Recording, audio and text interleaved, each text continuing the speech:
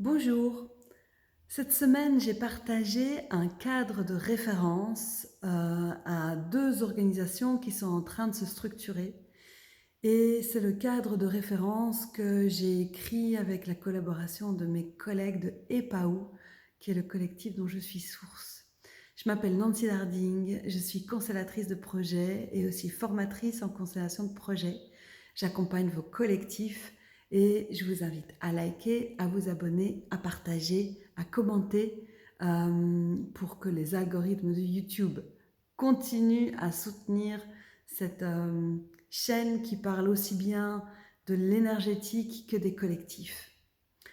Alors, ce cadre de référence, à quoi sert-il?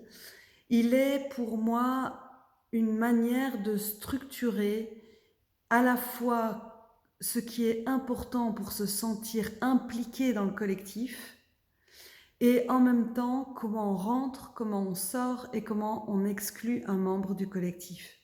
Je trouve que ce cadre permet de pouvoir se sentir en sécurité, en confiance, en joie et à sa juste place.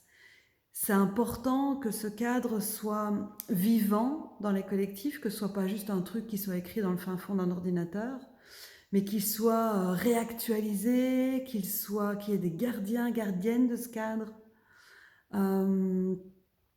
et qu'il soit réalisé en début de création et en même temps réactualisé régulièrement. Donc il est appelable et modifiable. Et cette formule, elle vient de Collectiva. Et Collectiva nous a donné son cadre de référence à l'époque, au moment où EPAU a été créé. Et donc c'est une grande inspiration pour comment on rentre, comment on sort et comment on est exclu, vient de là. Et pour la membrane de sécurité, ça c'est Guy Veny qui... j'ai suivi une formation avec lui en intelligence collective et a mis des repères que j'ai trouvés très importants et intéressants, dont je vais vous parler. Et en plus de ça, donc je vous parle de mes influences parce que c'est surtout moi qui ai récolté les différentes infos pour le proposer et pour le modifier avec mes collègues d'EPAU. Et c'est important pour moi de citer les sources. La troisième source, en plus de Collectiva et de Guy Veny, c'est le collectif du Dojo, qui a introduit notamment la participation élégante. Alors, je vais aller dans les détails parce que manifestement, quand je diffuse ce cadre de référence dans en tout cas les deux collectifs auxquels j'ai diffusé cette semaine, c'est assez inspirant. Donc, autant diffuser encore plus large. Donc, je vais aller dans les détails pour prendre le temps de poser les choses. Je rajoute que, en plus de ce cadre de référence, au sein de EPAU, on a, grâce à Gilles, qui est mon collègue et qui s'est inspiré de la sagesse ancestrale des peuples racines, on a une manière de faire nos réunions avec des gardiennages, avec des rôles, et que ça n'est pas dans le cadre de fonctionnement et est très très actif. Je pense que j'en ai parlé dans une autre vidéo. Et donc, je vous présente là un petit peu en introduction. On a 4 rôles. On a le rôle du feu, qui est la vision, qui est poussée à l'action. On a le rôle de l'eau, qui est responsable des relations interpersonnelles et de la gestion des conflits. Donc, quand il y a des tensions qui arrivent pendant les réunions, on arrête le processus pour voir ce qu'on en fait. Et l'idéal, c'est d'arriver à, voilà comment je fonctionne. Je donne le cadeau au collectif de comment je fonctionne. Et quand tu dis ça et tu dis ça, ça me fait ceci, ça me fait cela. Et donc on arrive assez rapidement avec l'entraînement à rendre le conflit fertile. Le troisième rôle, c'est l'air. C'est...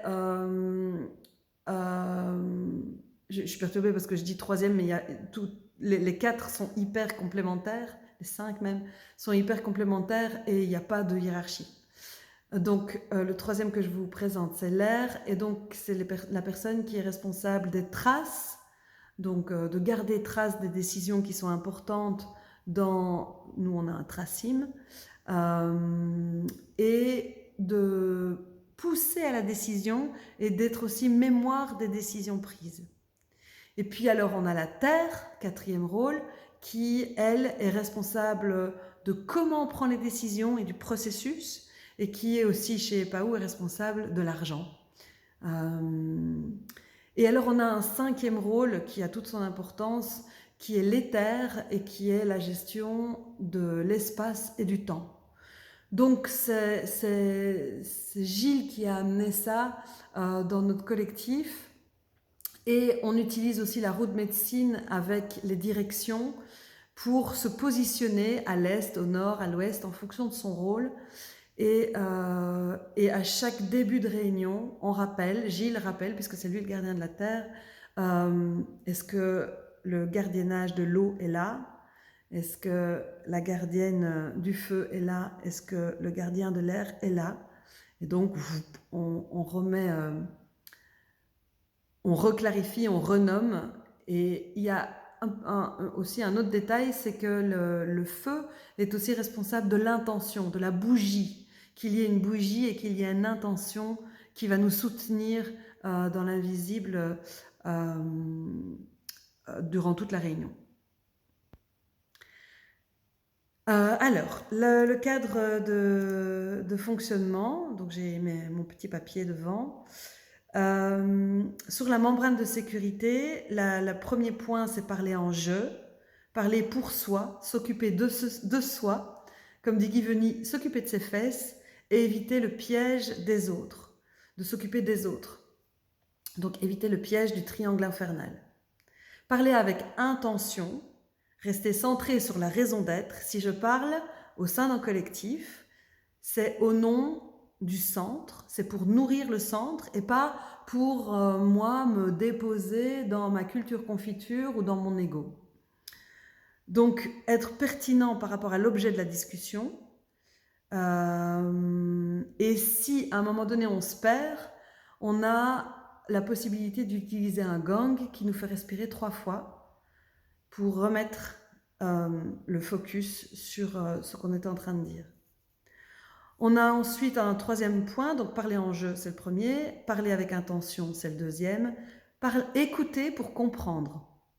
Écouter avec attention, bienveillance, curiosité, sans chercher à rentrer dans des débats, dans des j'ai raison. Ensuite, on a le quatrième point, c'est le golden sheet. Et donc là, c'est nos jugements disent bien plus que l'objet de nos jugements.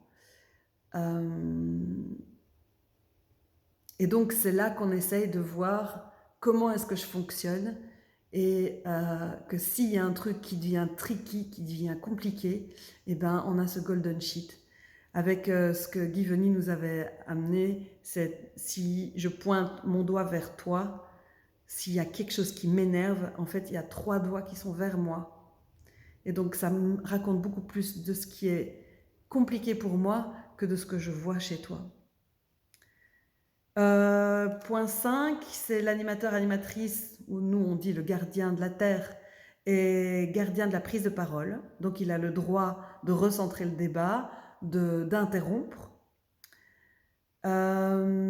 Puis il y a le point 6, les restitutions. Chacune est invité à remettre au centre du groupe un maximum de ce qui se partage en dehors des réunions, dans notre collectif, en lien avec sa raison d'être. La confidentialité, chacun s'engage à partager avec respect et une certaine retenue des situations qui ont été problématiques internes à Epaou ou internes à nos clients-clientes.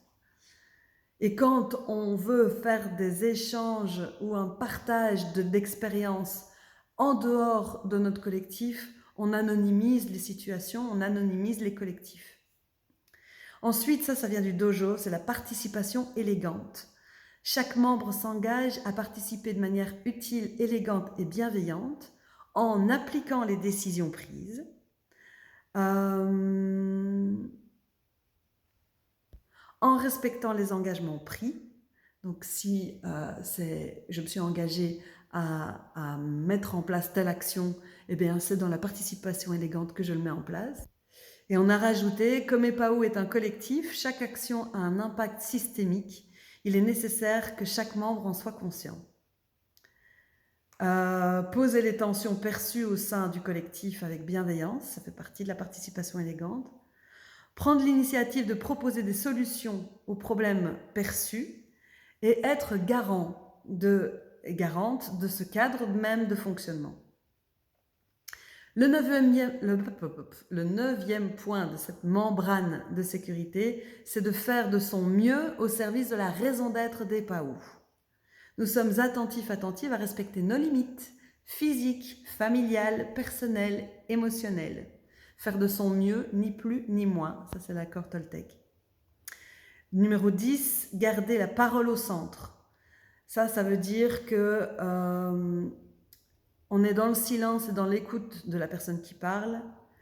La parole doit être explicitement rendue avant d'être prise.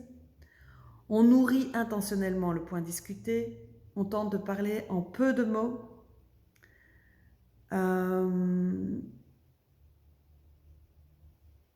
Que ce qui est dit soit différent de ce qui a déjà été dit. Que la parole circule, ne pas la monopoliser. Et être attentive au temps disponible et à l'énergie du groupe. Je crois que c'est très important dans les collectifs de ne pas prendre le collectif entier en otage avec nos prises de parole et d'être attentif à garder la parole au centre. Je pense que ça permet au collectif de pouvoir durer dans le temps et d'être beaucoup plus conscient de l'impact des mots et l'impact de l'énergie dans un collectif. L'autorité saine chez EPAU, l'autorité circule. Chacune est légitime à l'exprimer en se connectant au cœur battant de EPAU. Elle permet de stopper une action menée au sein du collectif qui ne correspond pas au cadre fixé ensemble. Pardon, je viens d'avoir un coup de fil de mon fils au moment où je suis en... Donc, je disais quoi? Bah oui, voilà, exactement. Chaque action est stoppée quand ça ne correspond pas au cadre fixé ensemble. Chaque membre d'EPAU reçoit une manière de se connecter à l'autorité saine qui lui est propre.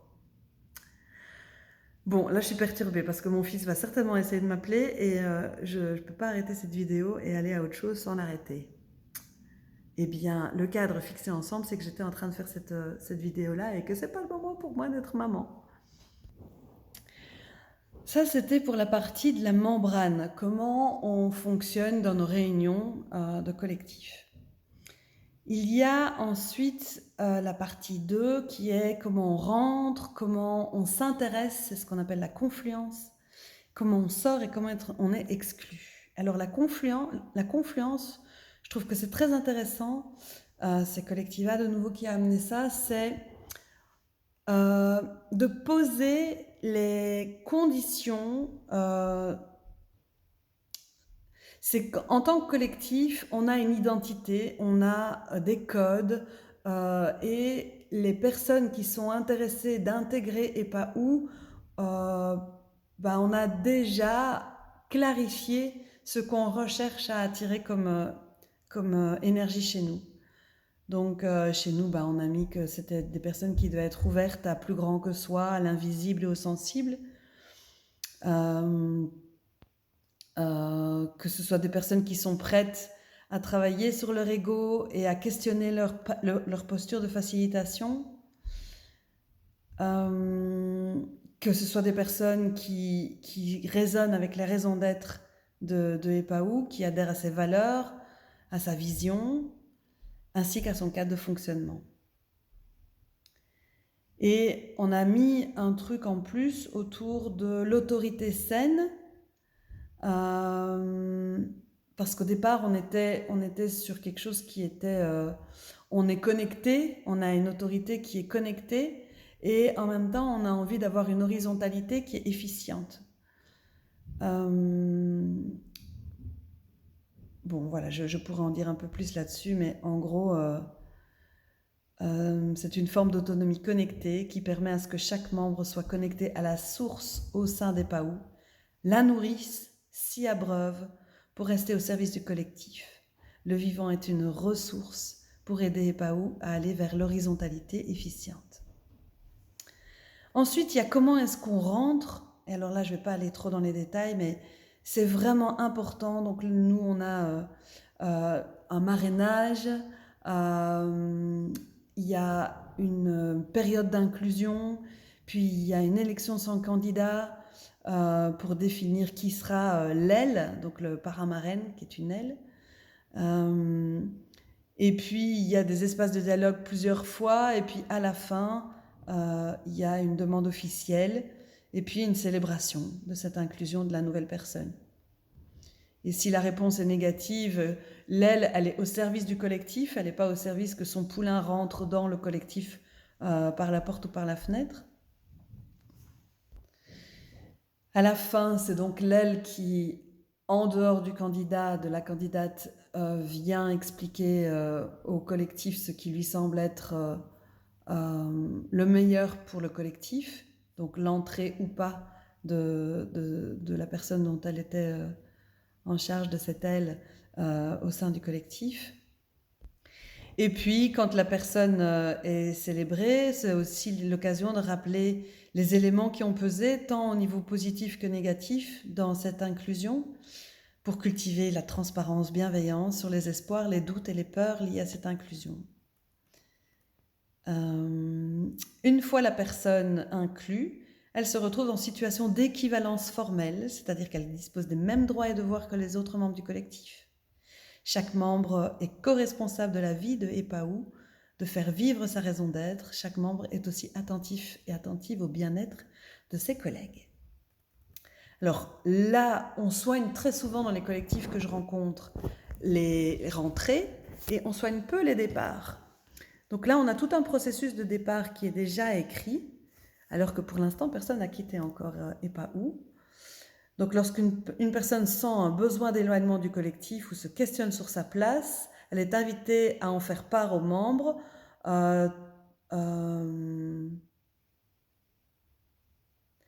Surtout dans les moments de régulation, et pour pouvoir recevoir des feedbacks sur ces questionnements sans devoir établir une procédure de sortie. Si elle se sent affirmée dans cette volonté de sortie, elle peut déclencher un processus de sortie en annonçant son intention. Après, il y a des ressentis, et puis on programme, et puis on regarde l'impact de cette décision sur le collectif. Quand une personne sort, c'est le moment de voir en termes d'agenda, de passation de rôle, de contrat, de contact, de finances, de participation ou non aux espaces de réunion. Et pendant toute cette période, la personne devient membre en déclusion, ce qui signifie qu'elle vit progressivement un détachement du collectif et le collectif prend soin de dialoguer régulièrement autour de cette situation. Et avant de partir, la personne va nommer ce dont elle se sent être source au sein du collectif. Et elle va pouvoir passer les différentes sources, si elle a lancé plusieurs projets, à une personne par projet. La semaine prochaine, je vous en parle sur les conflits